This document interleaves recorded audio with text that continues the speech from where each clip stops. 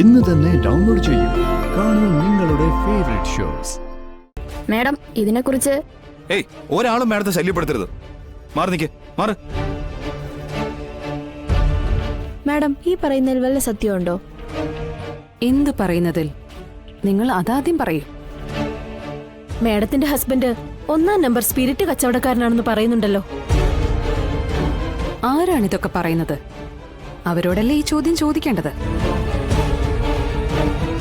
എന്റെ അറിവിൽ എന്റെ ഹസ്ബൻഡിന് അങ്ങനെ ഒരു ബന്ധമേ ഇല്ല. പിന്നെ ലോറിയിൽ നിന്ന് പിടിച്ചെടുത്തത് വീഞ്ഞായിരുന്നോ മാഡം?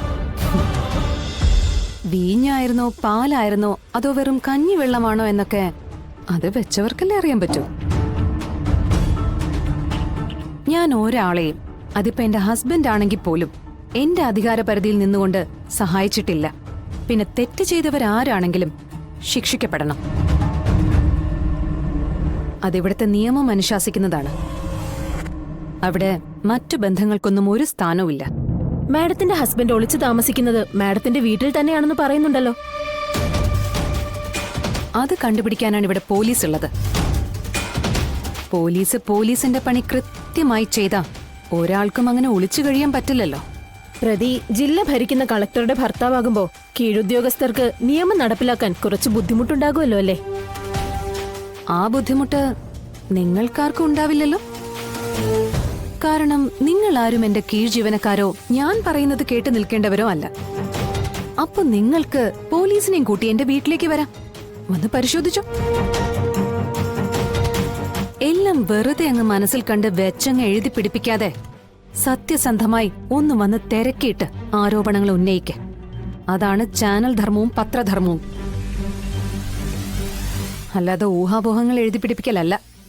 ഇങ്ങനെ ഒരു സ്പിരിറ്റ് ബന്ധം ഭർത്താവിൽ ആരോപിച്ച സ്ഥിതിക്ക് കുറച്ചുനാൾ ലീവ് എടുത്ത് മാറി നിന്ന് കേസന്വേഷണം സുഗമാക്കുന്നതല്ലേ ശരിയായ നടപടി? സഹോദരി, ഏതാ ചാനല്? അത് പിന്നെ മനസ്സിലായി.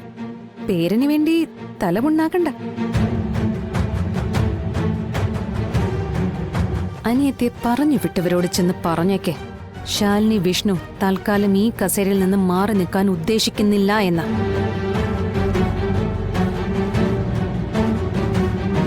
അതിനു വേണ്ടിയാണ് ഈ കാണുന്ന പെടാപ്പാടൊക്കെ പെടുന്നതെങ്കിൽ ചുമ്മാ സമയം കളയണ്ടെന്നും പറഞ്ഞേക്കെ. ഒന്നുമില്ലേലും IAS വരെ പോയതല്ലേ ഞാൻ. അതിന്റെ മഹത്വമെങ്കിലും ഞാൻ കാണിച്ചില്ലെങ്കിൽ പിന്നെ ഈ ഉറക്കൊളച്ച് പഠിച്ചതൊക്കെ വെറുതെ ആയി പോവില്ലേ?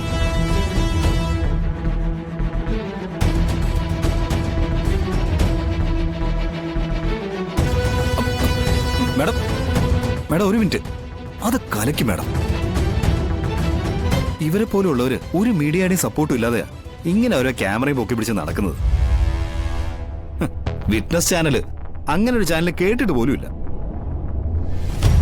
മാഡത്തിനെയും മാഡത്തിന്റെ ഹസ്ബൻഡിനെയും മനഃപൂർവ്വം കരിവാരി തേക്കാൻ വേണ്ടി ആരൊക്കെയോ ചേർന്ന് കളിക്കുന്ന കളിയാണിത്. ഇത് കണ്ടൊന്നും മാഡം തളരരുത്. മാഡത്തിനൊപ്പം ആരും ഇല്ലെങ്കിലും ഞങ്ങൾ സഹപ്രവർത്തകരുണ്ട് മാഡം. മിസ്റ്റർ ജോൺ എബ്രഹാം, ഒരു 2 മിനിറ്റ് കഴിയുമ്പോൾ നിങ്ങൾ എന്റെ ക്യാബിനിലേക്ക് ഒന്ന് വരണം. Sharp 2 minutes.